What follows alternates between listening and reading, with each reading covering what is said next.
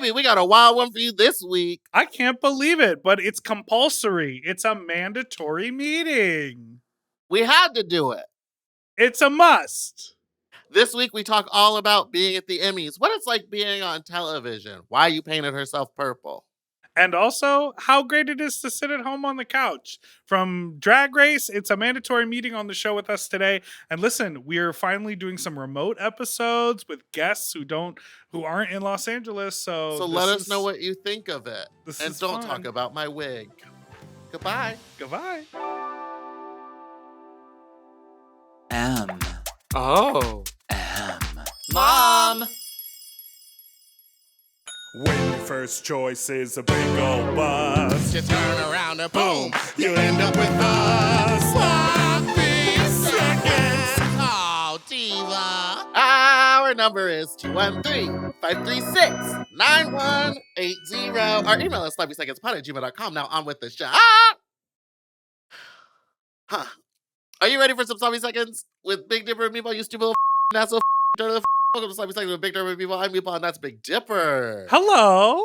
Hello, how are you? I'm doing amazing. I'm so excited. For those of you watching, we are doing a remote episode this week, which is very exciting. We've been tethered to the studio for so long when we have guests, and we forgot thought, what it was like to be in drag in my own home. let's work from home. You know, we've interviewed a lot of people in town, in studio, but we thought, let's take a moment to interview some out-of-town guests and still give you a video fantasy. So that's what we're doing here today, and it's already getting heated. From season 16 of RuPaul's Drag Race, and early out with a great sense of humor, she's got the meat, and we've got the meat sweats because we're fat. Please welcome Amanda Tori Meating. Hello. Hi, how are you? I am feeling pretty gay. Pretty thrilled to be alive.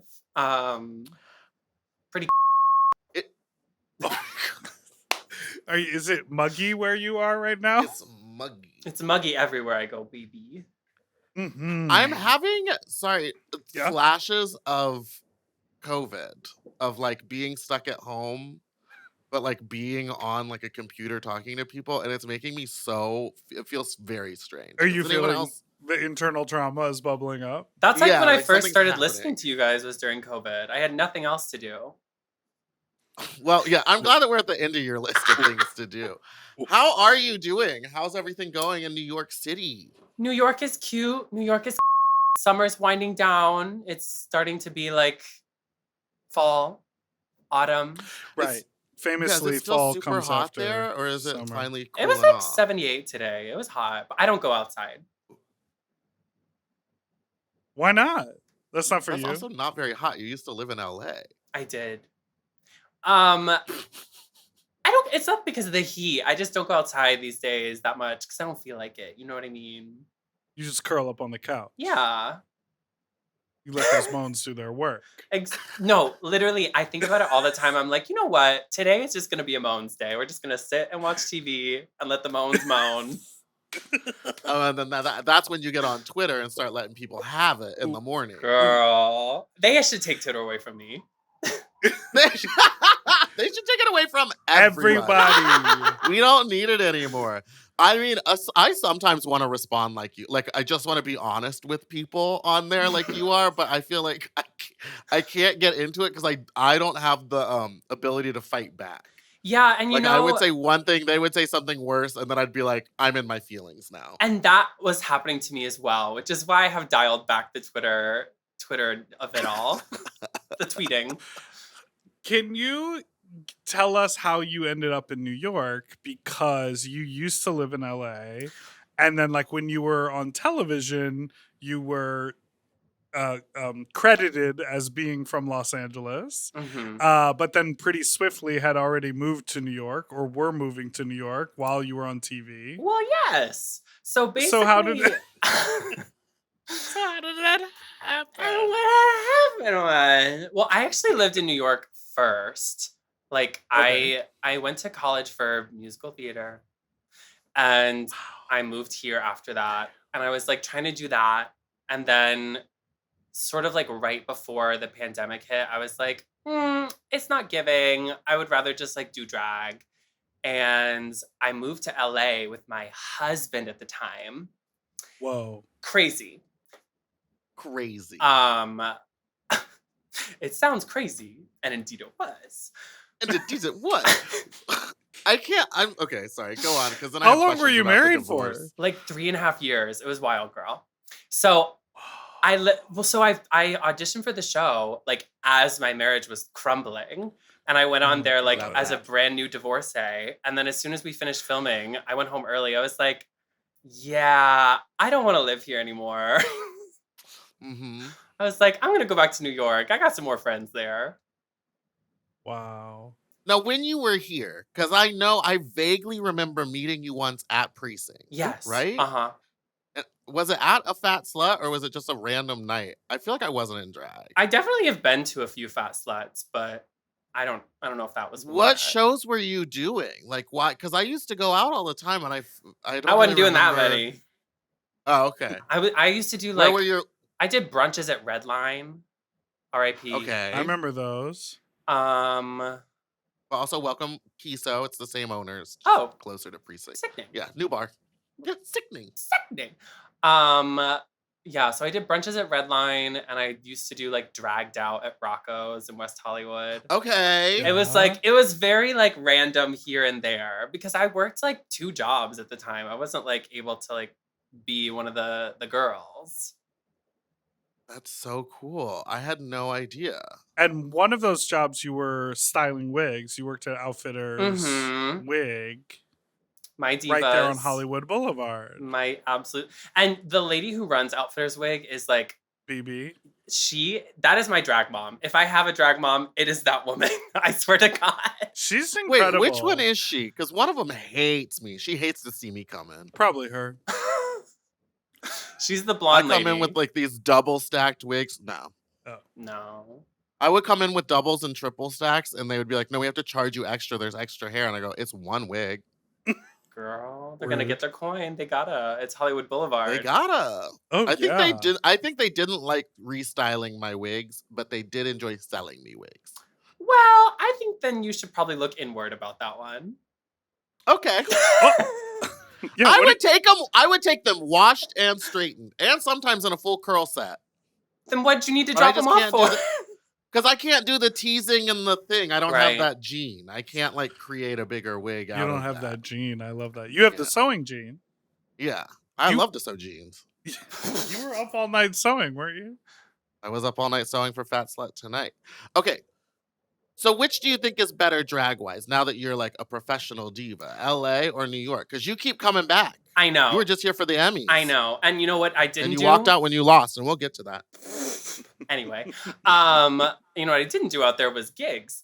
But I would say, okay, I might piss some people off, but I think it's like Manhattan drag exists, right? And then I would say LA drag is better than Manhattan drag. But then I think Brooklyn drag is better than LA drag. No one's going to argue with you. Okay, great. Awesome. I've said it before, too. I think Brooklyn and Chicago drag have beaten LA drag to a pulp. Well, and Chicago's better because it's more affordable to live there and Uber. I know. Allegedly. We were just talking about this. Allegedly. Oh, no, yeah, we were talking this. Yeah, go ahead. No, you go. You haven't talked much. We were just talking about this with Keisha Carr because people are getting paid what people were getting paid 10 years ago. Like a queen 10 years ago could easily make $150 doing a drag show. And they're still paying that much money. And in LA, as you know, a lot of times the coin is $50. Girl, $75 if I was lucky. Right. And, you know, they argue, oh, well, you live up the street. Oh, it's WeHo. Oh, you're going to come out anyways. Oh, you're not bringing 1,000 people in here. But it's like, there's still work. And a is like $40 just to get it from one neighborhood to another. Hello. For me to get to WeHo, it's like $60 sometimes. Especially like when it's time to do drag. It's like rush hour or 10 o'clock, and it's like forever. And what time is that when it's time to do drag? Like, what time is it to do drag? Say? Well, in LA, it's 10:30, but in New York, it's like 11:30 or midnight or whenever you feel like showing up. Lady Bunny, it's whenever you wake up. Well, she is famously never not in drag, so. That's tea. And is famously asleep. Actually, 2 or 3 of my big interactions with Lady Bunny, she was asleep instead of awake. Yes. Were they consensual? She loves to nap. Not like that, Amanda. I want to ask you about Tori. I understand that it's the joke, Amanda Tori, mandatory, the compulsoriness of the part of the name. Oh my God, it's a pun? You just got that? No, what if I was that dumb? What? Wait, why did you believe me? Amanda! Tori! You're such a good actress. I want to know what Tori evokes to you when you think of like a girl named Tori. Like, really? Yes. Especially with to me, an it's I. like lacrosse player. Okay, like Butch. Well, maybe Butch is me. Okay. Wow, how rude. I know. I was thinking Tori Spelling. RuPaul used to call me Amanda Tori Spelling sometimes. Yeah, I think of her or Tori Amos, like artsy girl. Yes. Mm-hmm, Famously. Mm-hmm. Famously. And I don't think Tori Amos has ever won an award at the VMAs, but you were recently there, weren't you? That was a beautiful segue. Thank you so much. I was. What celebrities did you meet? I met Snooki, first of all. Amazing. Most importantly. The original Meatball. How did she smell? Yeah, literally. I met Flavor Flav in passing. That was like a highlight. I saw that video. That one was crazy. I literally the video of you. I was like, please, before you go away. Who else? Wasn't there a picture of Taylor Swift with all y'all? Yes, we met Taylor Swift. We did, and I was there. I'm like the icon. I'm not like a massive Swiftie, but I enjoy the early hits, like a lot of us maybe. Mm-hmm. And I just looked at her. I was like, "Hey, girl, we have the same birthday." She was like, "Ah!" It was weird. She went great. Yeah, and can we get this picture over with so I can piss off more Republicans? She was like, wasn't this the outfit you were wearing on the television show? Famously, she does. Home? She does watch the show. She texted me after to tell me that. She said, I love now, was that an octopus or a space monster? Yes. It's nice that you wear that purple look out. That's like the first time I've worn it out since like the show. And I was I was feeling like not spending money on new drag. I was feeling like it had been sitting in my closet and I was looking at it. I was like, this is actually kind of cute. I want to bust her out again. What is it like having that pressure to feel like you always have to have fresh drag because you were on Drag Race? I have released myself of that pressure. I love that. I look at the bank account. I say, oh, it's not time to buy things. It's time to wear things we have. Your attitude, like in that same way, releasing yourself of pressure, releasing yourself of taking things too seriously, releasing yourself of like it being personally offensive to you when there's a great moment on television that boils people down to a caricature of themselves anyhow. Like, I feel like from watching you on social media react to any sort of criticism or negative feedback from being on the show, it was like very inspiring because it can be hard to receive a lot of energy that's like, oh my God, I saw her bib was rolled down on her neck. Oh my God, why did she paint that way? And it's like tons of people and you're going like, ha ha ha, that was funny. And then they go like, you're cool. Yeah, it's amazing how many people will respond positively to you when you just go, I am ugly. Thank you. Yes. But did you have to like make a consideration of like, this is how I'm going to react? Did you know there was going to be negative reaction? Like, did you have a feeling? I mean, I knew I was going to look like Booger Boots, Boo Boo the Fool. As soon as But did you know that going in, or did it take Plain Jane screaming at you? Now, don't episode? be rude. Did you know that going in? Well, if I was ever on there, I'd be like, I know I'm going in ugly. Well, like, no, the thing is, I was feeling so like and strong in my conviction to the of it all that I was like, oh no, I'm sickening. And it was when I was washing off the purple makeup on day one, I was like, oh, that's not the journey for me this year. Like, I was like, I'm gonna be the ugly duckling who they want to root for as the underdog. That's crazy. But I was like in my journal having like documenting a mental breakdown that night, like 10:30 p.m. feeling okay, 11 p.m. it's not going good, diva. I mean, I don't have the mental bandwidth to be on that show. So it's very good and admirable that you made it out like alive and with a great sense of humor. I think they had to send me home early as like a mercy killing because I did not have the wherewithal mentally to be there, you know? Yeah. I was having breakdowns. You had some of the best comebacks on the show. Exactly. I mean, the minute someone got you, you got them right back immediately, which I was like, was that in the editing or was she just that quick? No, I guess I was that quick. I don't consider myself quick like all the time, you know, especially after I've smoked a couple joints. But well, I wasn't doing that on set, so I guess that's why I was quick. Hyped up on caffeine. Girl, they take it all. Oh, they say. No, I thought they had special consideration for the girls that love to smoke the weeds and that you were allowed to take it. I mean, maybe when you go to All Stars, I don't know. Girl, that might be the All Stars. Some of those little petite ones on All Stars, they look glassy eyed. Yeah, like you know Georgia what I mean? was like red eyed the whole time she was there. All right, let's take a quick break and we'll be right back after this.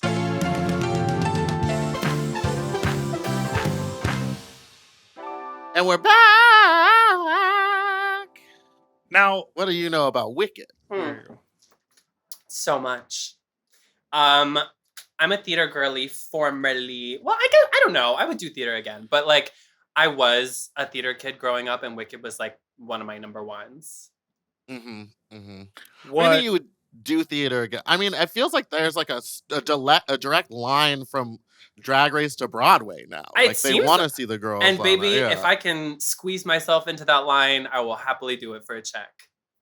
And you would do it too. Meatball wouldn't squeeze into it. Meatball would snort. Yeah, I would snort that line. Sure, but I would definitely be on there. Yeah, I mean, so you were in Kinky Boots, which is when you first started dressing up in drag. When you first started cross-dressing. Yeah. Wait, so you didn't do drag as like I want to be a drag queen. You were like, oh, I'm part of the show and I get to do drag. And then you were like, let me do drag after? Yeah, because I was like, let me. Let me give it to the girls. Let me give it to the girls. It was like, I was a theater kid and I did the Kinky Boots tour. And it was like the first time that I felt like I was on stage performing, but it was also like this new gender euphoria moment of like being in a wig and heels. And it's one of those things when you start drag, you think you look no matter what. And that is like, and I was experiencing that at a level. And so I was like, I would go do shows that weren't drag after that. And I would be like, well, this is like boring to me now. And then I was like, I was in some kind of like dance call for Book of Mormon. And I was looking around at all the in the room and I was like, I don't want to work with any of you. I don't want to be in this show with any of you. I just want to like go to the bar and turn it. I want to go do my jump splits and my crybabies at a bar. And keep it pumping. Crybabies. You know the crybaby? When they're pounding the floor and shaking that. Yeah. You're like, I want to go to the Ritz in Hell's Kitchen.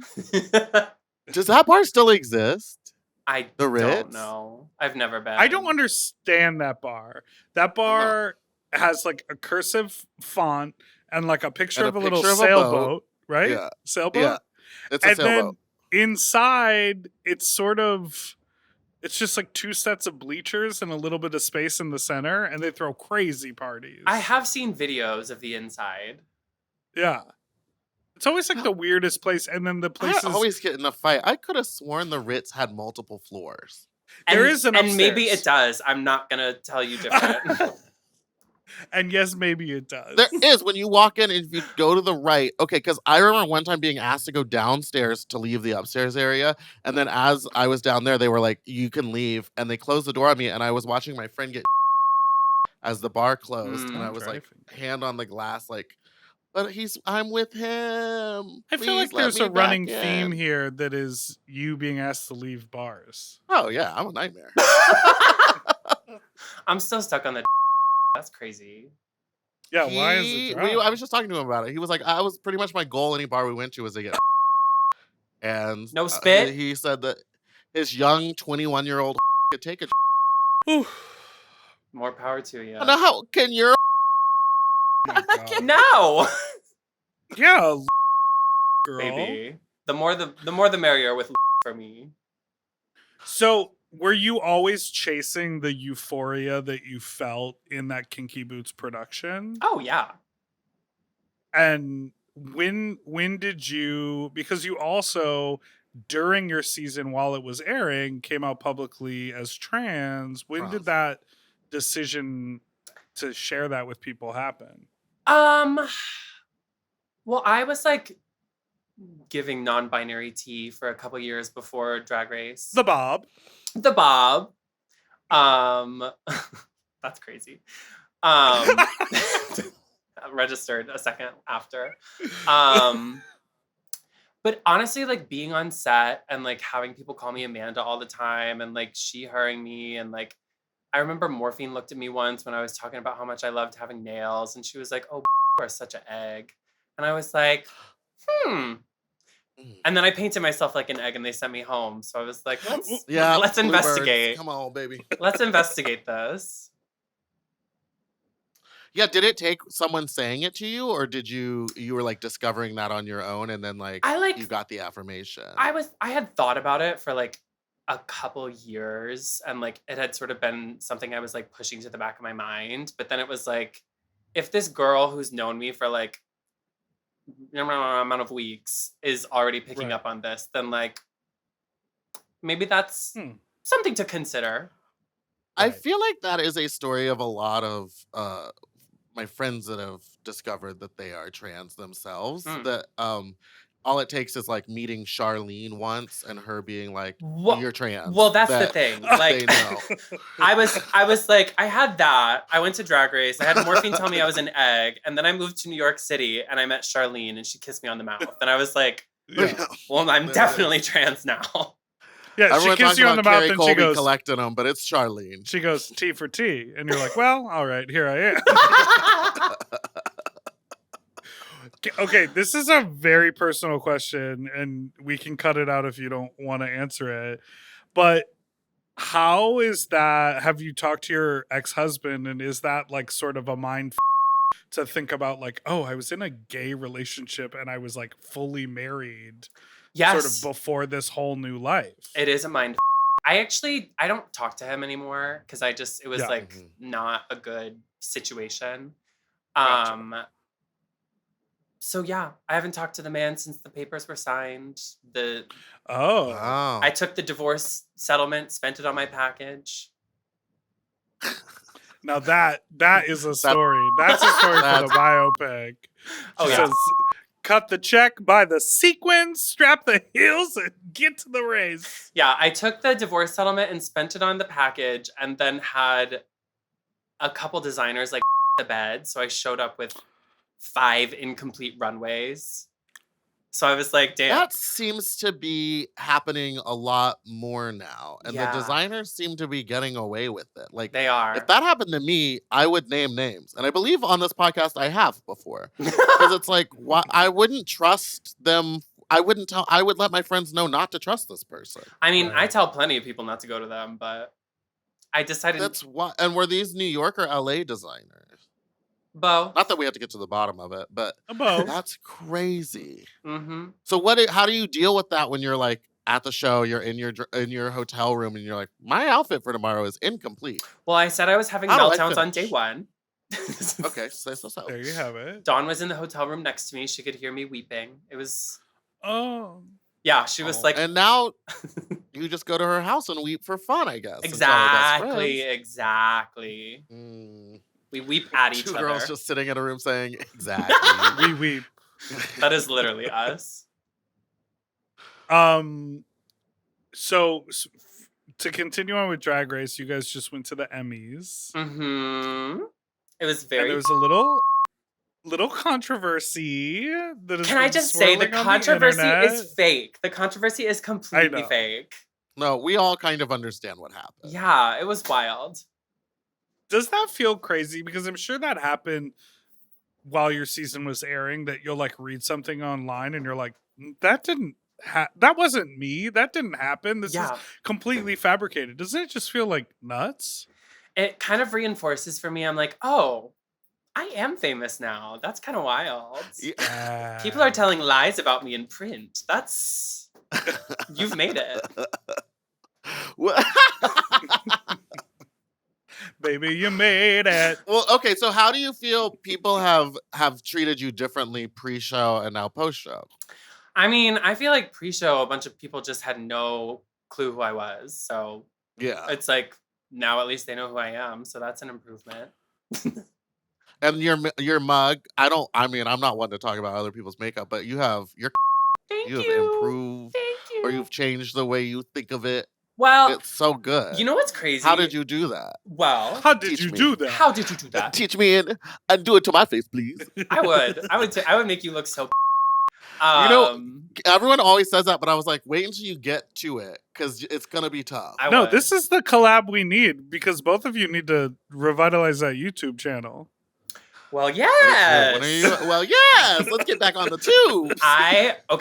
You posted this one video on YouTube, Meatball. It was like a digital drag performance. Oh no. And was it Titanic? Oh yeah, the CGI one. That was everything to me. That was such a mess. No. Please don't call it CGI. I'm sorry. What else would you call it? Green screen? What is that called? Computer graphics. You dumb. Images. All right, you're right. Got her. My favorite one was what's the one? Making My Way Downtown, where I during it. Yes. And then by the end, I just started vomiting, and it was like real vomit. And I just kept filming it. Yeah. That one was the one that got me. And my ex at the time came upstairs, and he was like, "What the? Why are you doing?" I was like, "Sorry." You were like, "It's art. It's art." God. There was vomit all over my green screen, all over the floor. You're such on an one of the icon cats. for that. Sure. Well, here's the thing. Sometimes That's you just got to crazy. push through. Exactly. No matter what's going on. I know about that more than a lot of people. Yeah. So, when you and Plain Jane are in the same room together, how's it feel? What's going on? Old emotions, or you guys just both moved on? We braid each other's hair. We whisper secrets to each other. We exchange compliments. It's very sweet. And the hair you're braiding, is that your real hair? Or her back hair? No, it's the hairs on her arm bracelet that got all tangled when she tried to come for me. Again, a very quick read. There you go. There you go. I'm curious, like, working at the wig store in LA, if you dealt with a lot of queens who are maybe a little entitled, a little whatever, and then all of a sudden you're on the race and they're like, "Oh, diva, bibbidi bobbidi boo" in your DMs. Mm-hmm. Oh. Meatball's like, name them. Name them. Name them. No, there were definitely a couple LA girls who like never had spoken to me, and then they were like, "Oh my God, sister, so excited for you." I was like, I hate that fake. I know. Meatball will just keep hating you, even I will if you just get keep on television. Lead a hate train. But book you, but still be mean. You actually do book a lot of people that you're mean to. Yeah, and I'm mean to them in the room, but I don't care. That's fierce. She goes like, I mean, I'm happy for them. They're filthy rich, so I'm like, why do I have to be nice to you? You're already doing better than me. That's you're real. on TV and you're rich. Well, not shut up and do your job. Not and all don't the TV show up girls late. Are rich.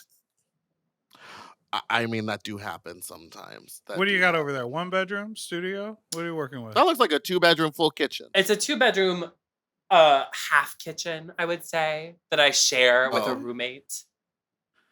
Very I love New that. York. Well, New York is expensive. It is. It's crazy. Are you Brooklyn or Manhattan? I live in Harlem right now. Oh, I love that. But That's food. They do have sickening food up here. It's like not as fierce for the trans walking around, but it still gives. But I want to move like to Queens or Brooklyn. Do you go out a lot in New York? I know you said that you stay in during the day at your home, but like, are there certain parties in New York that you like to go out to, or Queens that you like to see their shows? Yeah, like I like going out in Brooklyn. I like to go see like Charlene and Julie J, Marie, the divas, the dolls. Love Julie.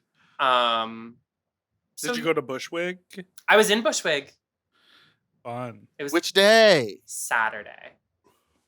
Saturday. I think that was the day that Dallas was in it. Pinche Dallas. I think you're right. And then they did a. It looked fun.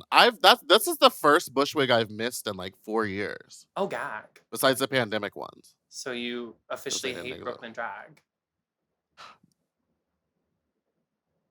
Well, my favorite thing about Bushwig is when they release the lineup with the time slots, because it's so because it's like 3 minutes and you're just like, okay, it's 5 minutes, but you're just like, Jesus, this is. And not a once have I been to a Bushwig where it's actually on time. Everyone's like, we're running 45 minutes behind. Yeah, no, girl. Just stay at your hotel. Don't come. But it's just so fun to see the lineup of the time. Yeah. Yeah. I love that. It's kooky. And the Knockdown Center is so fun. I love getting my credit card bill at the end of that. Well, seeing that I've spent like $400 on alcohol, and I'm like, how and why I had 3 drinks. Because how do you do that? They're like $150. Because they're like $20 a drink. And you go all day. You go all day. Boots. Me and my friends go at the beginning and stay to the end, and we go for both days. And you buy the tacos outside on the taco truck. I heard they didn't have those this year. No. I know. Well, Bushwig's over. Sorry. All right, let's take another break, and we'll be right back. Already? After this.